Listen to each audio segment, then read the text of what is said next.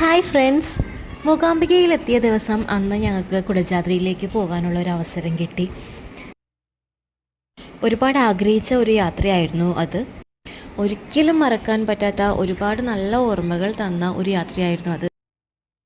കാലാവസ്ഥ കുറച്ചൊക്കെ പ്രതികൂലമായിരുന്നെങ്കിൽ കൂടിയും കുടജാദ്രി കാണണമെന്നുള്ള വലിയ ആഗ്രഹം മനസ്സിലുള്ളതുകൊണ്ട് രണ്ടും കൽപ്പിച്ച് അങ്ങനെ പോയി.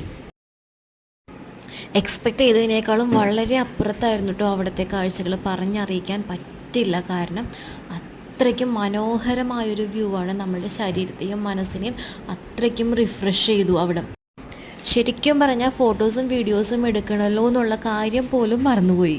ഞങ്ങൾ ആരും കുട്ടികളെ കൊണ്ടുപോയില്ല കേട്ടോ. ഞങ്ങൾ കുറച്ച് പാരൻസ് മാത്രമാണ് പോയത്. ഞങ്ങളൊരു 7 പേരാണ് പോയത്. ശരിക്കും പറഞ്ഞാൽ അവിടെ വന്നില്ലായിരുന്നെങ്കിൽ ഈ യാത്രയിലെ ഏറ്റവും വലിയ മിസ്സിങ് അതായി പോയാനേന്ന് തോന്നി. വലിയ സന്തോഷമായിട്ടോ. വലിയ സന്തോഷമെന്ന് വെച്ചിട്ടുണ്ടെങ്കിൽ ഞങ്ങളുടെ മൈൻഡും ബോഡിയും എല്ലാനും റിഫ്രഷായി. ഒരു പീസ്ഫുൾ അറ്റ്മോസ്ഫിയർ ആയിരുന്നു.